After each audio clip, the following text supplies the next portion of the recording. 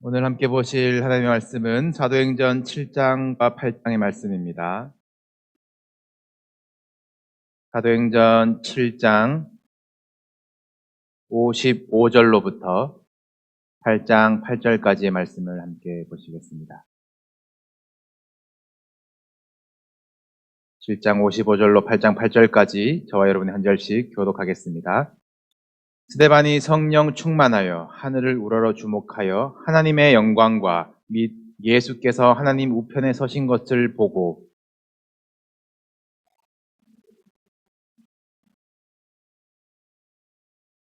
그들이 큰 소리를 지르며 귀를 막고 일제히 그에게 달려들어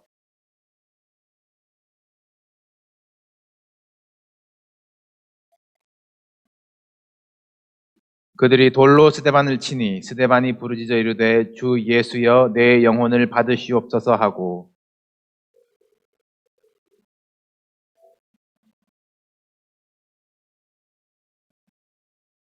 사울은 그가 죽임 당함을 마땅히 여기더라.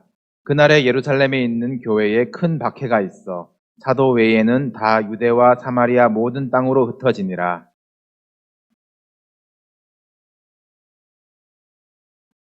사울이 교회를 잔멸할세 각 집에 들어가 남녀를 끌어다가 옥에 넘기니라.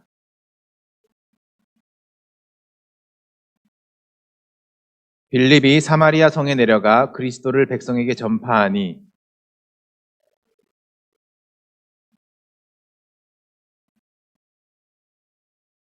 많은 사람에게 붙었던 더러운 귀신들이 크게 소리를 지르며 나가고 또 많은 중풍병자와 못 걷는 사람이 나으니 그 성에 큰 기쁨이 있더라.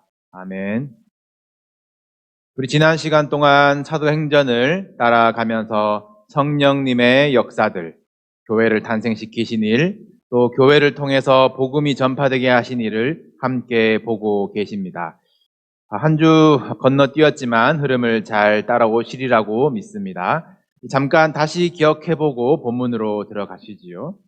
사도행전의 이야기는 이 누가복음의 속편이라고 말씀을 드렸습니다. 예수님을 아는 지식, 그 복음 위에 성령님의 능력이 일어난다는 것이에요. 그래서 예수님이 복음서 때부터 이어서 사도행전에서 승천하시기 직전까지 하신 사역이 부활하심을 나타내시는 것과 하나님 나라의 일을 증거하는 것, 그것을 보았습니다. 이것이 교회의 사명입니다. 부활의 증인 되도록 성령님이 우리 안에 믿음을 주시는 것이고 하나님 나라의 일을 감당하기 위해서 우리에게 권능을 주시는 것이라 말씀을 드렸어요. 나의 욕심이 꺾여지고 성령님께 완전히 굴복되는 상태가 성령 충만이고 성령님께 이끌림을 받는 자들에게는 은과 금이 중요한 것이 아니라 예수 그리스도의 이름으로 사는 그 새로운 날이 시작된다고 말씀드렸습니다.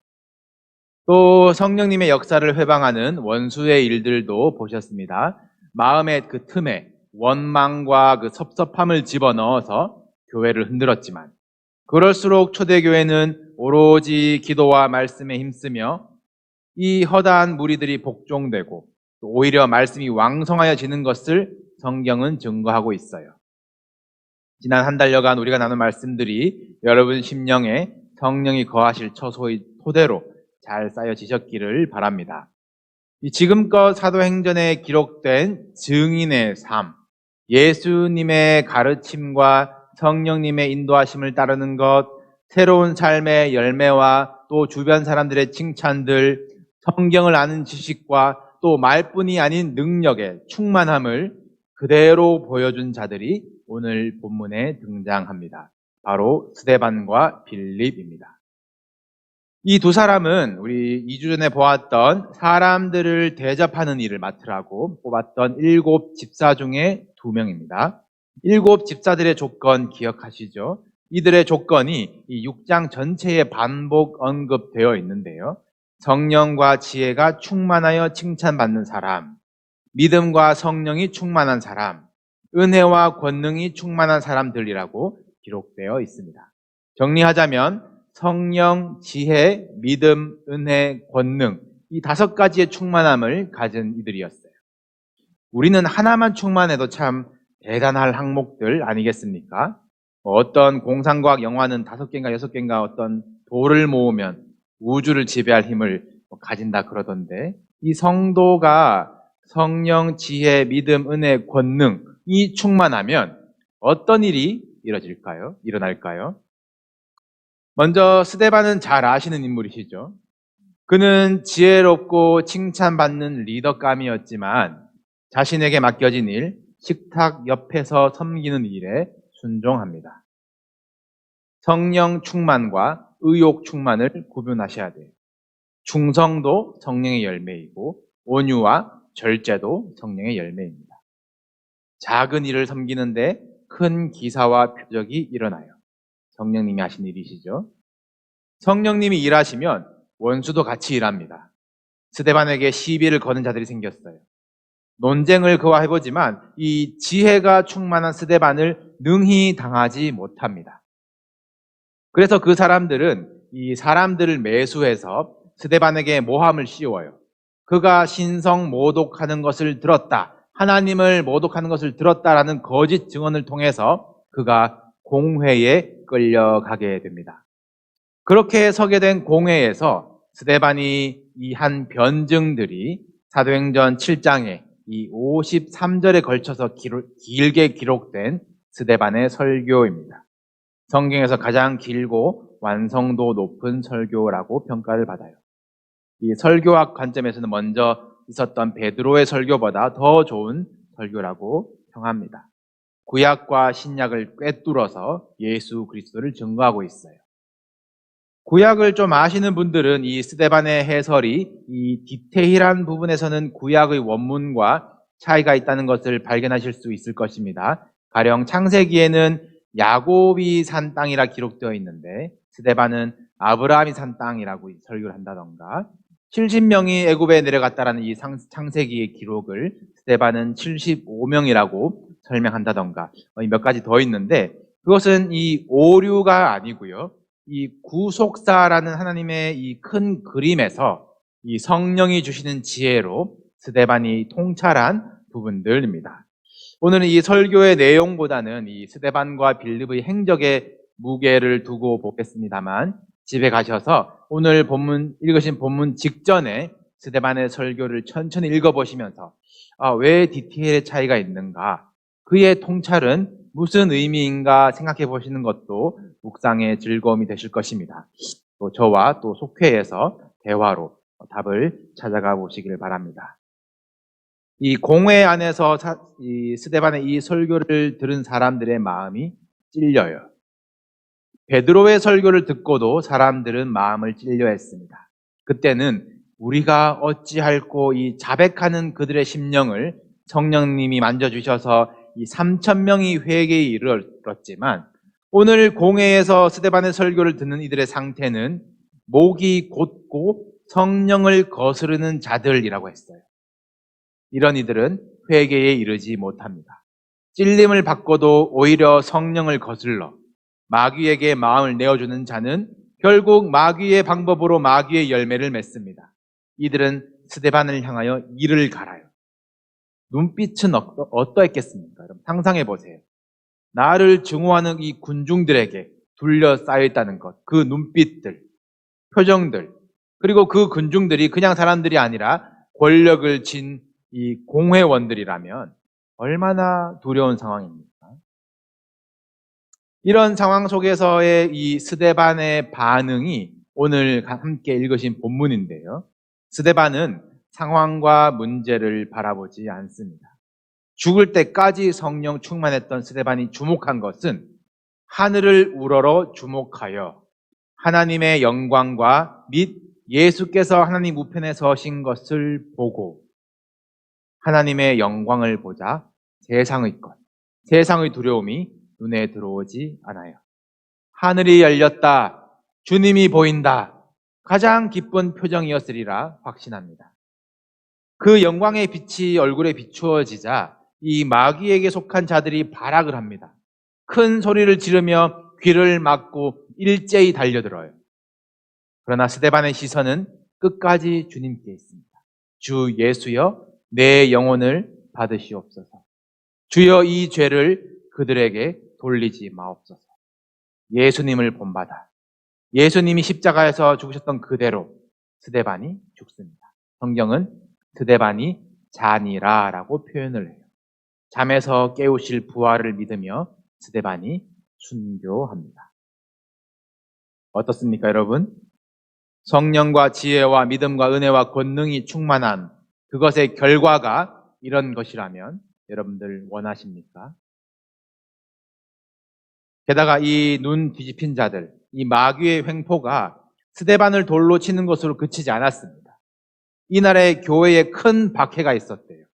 큰 울음이 있었습니다. 성도들이 흩어지고 옥에 갇히고 사울이라는 청년이 교회를 잔멸했다라고 합니다. 다 소탕했다, 없앴다, 잔불까지 밟아 껐다라는 것이에요. 이게 뭡니까? 스데반이 다 망친 것 같아요. 눈앞의 현상들을 보면 두렵고 일어난 결과들을 보면 참 허무합니다. 사랑하는 성도 여러분, 그래도 하나님의 영광과 주님이 우편에 서신 것을 바라보며 그 영광을 위해 살고 죽는 성도가 되시기를 축복합니다. 우리는 가지예요. 우리가 돌 감람나무에 붙어 있나 참 감람나무에 접붙임을 받았나 가지가 할 일은 잘 붙어 있는 것이지 가지가 뿌리를 보존하고 열매를 생산하는 것이 아니라고 했습니다. 뿌리에서 진액을 받아서 본성을 거슬러 참 감람나무와 하나가 되는 것이에요. 이 로마서의 이 구절들을, 이 접붙임의 신비를 깊도다 하나님의 지혜와 지식의 풍성함이요 라고 했어요. 그의 판단은 헤아리지 못할 것이다 라고 했습니다. 여러분, 상황에 두려워하지 마십시오. 하나님의 판단은 우리가 헤아릴 수가 없습니다. 꺾여지는 것 같아도 하나님은 새로 붙이시고 꺾으시려는 것이고 아무 열매 없는 것 같고 그냥 썩어지는 것 같이 보여도 그 썩어진 미라를 통해서 많은 열매를 맺게 하시고 그 뿌리의 진액, 그 생명력이 마침내는 많은 열매를 맺게 하시는 것입니다. 그 하나님의 영광을 보며 살아가는 것, 보좌 우편에 앉으신 주님을 두려워하는 것이 성도가 살아가야 할 방법입니다. 자기 보좌에 앉아서 자기가 판단하는 것, 내가 돌들고 내가 치는 것, 귀를 막고 소리를 지르는 것은 마귀의 방법이고 마귀의 일이에요. 여러분, 어디에 주목하고 계십니까? 마음의 찔림에 어떻게 반응하고 계십니까? 우리의 생명이 하나님 손에 있고 구원하심이 예수님께 있습니다. 영원한 것을 택하십시오. 성령을 따라 열매 맺으며 순교의 자리도 찬송하며 가는 저와 여러분 되기를 주님의 이름으로 축복합니다. 스데반의 이 죽음의 현장에서 죽어도 싸다, 돌 맞아 죽는 것이 마땅하다, 이 보증한 인물이 있습니다. 사울이라고 하는 청년이 그 책임을 졌어요. 다들 잘 아시는 사도 바울입니다. 이 사울이 변하여 바울이 되는 것은 아니고요. 히브리식 발음이 이 사울이고 이 헬라식 발음이 바울이에요. 이 스데반이 외쳤던 복음의 씨앗, 하늘이 열렸다, 인자가 보호자 우편에 계신다란 이 증언이 이 청년 사울에게 심어지고 언젠가 마침내 이후 그가 그 하늘에 계신 분의 음성으로 뒤집어지고 스데반이 전한 그 복음의 빚진 자가 되리라고는 스데반도 몰랐고 청년 사울도 몰랐을 것입니다. 아무튼 아직은 이 사울이 예수 믿는 자들을 쫓아가서 잡아서 감옥에 가두고 주의 몸된 교회를 찢는 일을 한참 하고 있어요. 성경은 큰 박해와 큰 울음이라는 표현으로 그 상황을 묘사하고 있습니다. 사울은 잔멸했다고 생각했습니다. 끝낸 줄 알았어요. 그러나 성령을 멸할 수는 없었습니다. 사울 때문에 사람들이 흩어지는데요. 오늘 본문에는 사도 외에는 모든 땅으로 흩어지니라. 무슨 말입니까? 사도들은 박해 중에도 예루살렘을 지키고 평신도들이 다 흩어진 거예요. 이 급속히 부흥한 교회가 한순간의 거품처럼 꺼지는 건가? 이제 끝난 것 아닌가 싶은데 이 교회가 무엇으로 훈련되었습니까? 오로지 기도와 말씀으로. 훈련된 성도들이 얼마나 잘 준비되어 있는지 이들이 두루 다니며 복음의 말씀을 전했다고 해요. 그 중에 한 사람이 빌립입니다. 성경에 여러 빌립이 있죠. 예수님의 제자 중에도 빌립이 있고 헤롯 왕가에도 이 빌립이 있습니다. 오늘 본문의 빌립은 스데반과 함께 세워진 7 집사 중에 한 사람인데 그 집사의 선발 조건 말씀드렸죠. 같은 조건으로 뽑힌 사람이니 이 빌립도 얼마나 성령 충만했겠습니까? 명불허전이.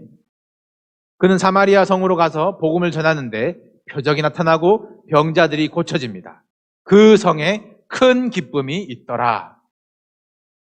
큰 박해와 큰 울음 가운데 흩어지고 잔멸하는 것처럼 보였지만 하나님은 그것을 뒤집으셔서 큰 기쁨이 있게 하시는 것이 복음을 위해 흘린 순교자들의 피와 박해받는 이들의 눈물이 있었기에 복음은 영접하는 자에게 기쁨이 됩니다.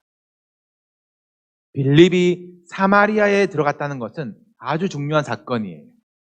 이방 땅에 복음이 처음 들어간 것입니다. 우리 다음 주가 성령 강림 주일이고 이 바울의 회심, 이 바울이 바톤 터치 받는 것까지 보시고 이 사도행전을 잠시 멈출 계획인데요. 오늘 본문에서 스데반이 죽고 사울이 교회를 박해한 일, 그리고 빌립이 사마리아로 간 일은 사도행전 전체의 복음의 확장을 이해하는데 중요한 키가 됩니다. 아무래도 스데반은 많이 들으셨을 텐데 빌립은 상대적으로 좀 낯서시죠? 그가 사마리아에서 경험한 일들을 한번 같이 보시겠습니다. 빌립이 사마리아로 갑니다. 아무리 그가 헬라파 유대인이라고 하지만 조금 오픈마인드라고 하더라도 사마리아로 먼저 적극적으로 가서 복음을 전한다라는 것은 대단한 일이에요. 그 성에 이 시몬이라는 자가 있습니다. 이 마술을 부리는 자라고 하는데 이 손재주인지 또 아니면 무당 같은 일을 한 것인지 모르겠지만 이 마술이라는 능력으로 사람들을 놀래켜서 자칭 큰 자가 된 인물입니다. 사람들이 그의 이 마술에 꿰여서 많이 따랐다고 해요. 이 시몬도 빌립이 전하는 복음을 듣고 세례를 받고 빌립을 따르는 자가 됩니다. 이 따르는 그 동기가 빌립이 행하는 표적과 큰 능력을 보고 놀랐기 때문이에요. 자기 능력보다 크니까 놀라고 따르는 거죠. 이 사마리아의 복음이 전파되기 시작하는데 이 뭔가 막힌 느낌을 빌립이 받습니다. 이 예루살렘과 사마리아에서의 이 사역에 차이가 있는 것이에요. 지금껏 예루살렘 교회에서 이제 일어난 역사는 복음이 선포되고 믿고 세례를 받으면 성령이 임했습니다. 성령을 선물로 주시겠다. 약속된 이 세트예요. 그런데 빌립이 사마리아에서 복음을 전하고 사람들이 믿고 세례를 받았는데 성령이 한 사람에게도 임하지 않습니다. 이상한 일이죠. 그래서 빌립이 예루살렘 교회에 보고를 하게 되고 사도들은 베드로와 요한을 사마리아로 보내게 되어요. 베드로와 요한이 와서 성령 받기를 기도하고 안수하니까 그때서야 사람들이 성령을 받습니다. 왜 사마리아에서는 굳이 안수를 해야 했을까? 이것은 평신도 사역의 한계를 이야기하는 것이 아니고 또 사도들만이 권위가 있다는 것도 아닙니다. 1000년 서로 반목하면서 서로 이를 갈았던 이 유대인과 사마리아의 담이 복음 앞에서 무너지고 한 성령, 한 교회 안에서 하나 되게 하신 이 상징적인 사건이 베드로와 이 요한의 안수예요. 베드로는 예수님으로부터 교회에 메고 푸는 열쇠를 받았죠. 예루살렘 교회가 베드로의 설교로 풀렸듯이 사마리아 교회도 베드로가 푸는 것이에요. 그리고 땅끝까지 전해질 이 이방 선교도 베드로와 고넬료의 만남을 통해서 열리게 됩니다. 어쨌든 나서시더라도 차차 함께 보시게 될 것입니다. 이 원수 같은 사마리아에 누가 교회 세웠냐? 이 책임을 이 사도 베드로의 권위에 붙이는 것이에요. 요한도 사마리아로 같이 가야 했습니다. 같은 저자인 누가복음에 요한이 이런 사건이 있어요. 예수님이 사마리아를 지나서 예루살렘으로 가려고 하시는데 사마리아 사람들이 들어오기를 거부합니다. 이 요한이 흥분해가지고 주여 우리가 불을 명하여서 저들을 멸하게 하리이까, 그렇게 말했던 사람이 요한입니다. 사랑하는 자라는 이 요한까지 증오하게 했던 그 땅이 이제 화해되고 하나 되는 표징으로 그가 가서 안수해야 되는 것이에요. 오랜 세월의 담이 무너지고 갈라진 이 언약의 자손이 하나 되는 이 상징적인 행동과 확증으로서 이 사건을 이해하셔야지, 이걸 가지고 두 단계를 나눠가지고 나는 세례는 받았는데 성령 못 받았습니다. 너는 성령 안수를 따로 받아야겠네. 그러는 말에 여러분 속으시면 안 돼요. 성령을 무슨 기운동처럼 부리고 내가 막 줄 수 있다라는 식으로 모독하는 자들 조심하셔야 됩니다. 사도행전 내내 말씀드리는 것이지만 성령님은 이미 우리 안에, 믿는 자 심령 안에 내주하고 계시는 것을 여러분 항상 기억하시고 경홀히 여기지 마시고 마음을 내어드리고 마침내 성령에 완전히 복종되는 충만에 이르시기를 주님의 이름으로 축복합니다. 이 성령을 주고받는 물건, 어떤 능력으로 생각한 자가 오늘 본문 직후에 등장을 합니다. 믿고 세례까지 받고 빌립을 쫓았던 그 시몬이에요. 베드로와 요한이 와서 멋있게 딱 안수하니까 성령이 딱 임하죠. 이 본인이 마술로 밥 벌어 먹었던 것과 이 스케일이 다릅니다. 시몬이 여기에 꽂혀요. 그리고 자신의 돈을 가지고 옵니다. 그리고 베드로와 요한에게 부탁하기를 그 안수 능력을 나에게 주세요. 그래서 이 성직 매매라는 단어가 영어로 시모니즘입니다. 베드로가 말해요. 네가 하나님의 선물을 돈 주고 살 줄로 생각하였으면 네 은과 함께 망할지어다. 이 앞에서 아나니아와 삽비라가 베드로에게 속이다가 죽는 일이 있었거든요. 저는 이 시몬도 죽을 줄 알았는데 이 회개하라라는 질책으로 딱 끝이 납니다. 아마 사마리아에 대한 긍휼의 마음이 컸나 봅니다. 그렇게 베드로와 요한의 안수로 이 사마리아 교회에도 성령이 역사하시기 시작하고 복음은 점점 확장되기 시작해요. 주의 영이 다시 빌립을 이끄십니다. 남쪽으로 광야로 가거라 이야기하세요. 광야에 무슨 일이 있을까? 순종하고 가는데 한 에디오피아 내시가 마차를 타고 지나갑니다. 에디오피아라는 지역은 이 히브리 세계관에서 가장 남쪽 끝이에요. 남방 여왕이라고 하면 에디오피아입니다. 거기 2인자가 예루살렘에 예배하러 왔다가 돌아가는 길이에요. 에디오피아에는 지금도 흑인 유대인들이 많습니다. 모세가 결혼했던 이 구스 출신 여인도 에디오피안이라는 전승이 있고, 모세를 찾아왔던 이 스바 여왕도 에디오피안으로 이제 보죠. 이 본인들은 이 솔로몬과 스바 여왕 사이에서 시작된 유대인들이라고 믿고 있습니다. 이 에디오피아 내시가 얼마나 경건하고 신실한지 에디오피아와 예루살렘을 한 달 거리로 보는데 이 예배드리러 이 왕복 2달을 광야를 통과하고 또 오가는 길에 성경을 계속 읽어요. 그런데도 읽어도 깨달을 수가 없습니다. 지도해주는 사람이 없다 한탄하고 있어요. 성령님은 이 간절한 자를 위해서, 한 사람을 위해서 빌립을 보내시고 광야에서 만나게 하시고 예수 그리스도를 전하게 하시고 결국은 이 내시가 세례를 받습니다. 이 에디오피아의 2인자 때문인지 알 수는 없지만 에디오피아는 세계에서 가장 먼저 기독교를 국가로 받아들인 나라라 인정을 받아요.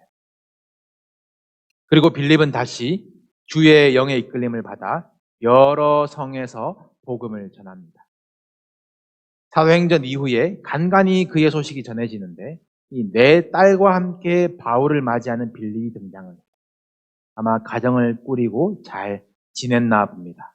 바울은 그를 전도자 빌립이라고 불러요. 얼마나 전도를 열심히 했습니다.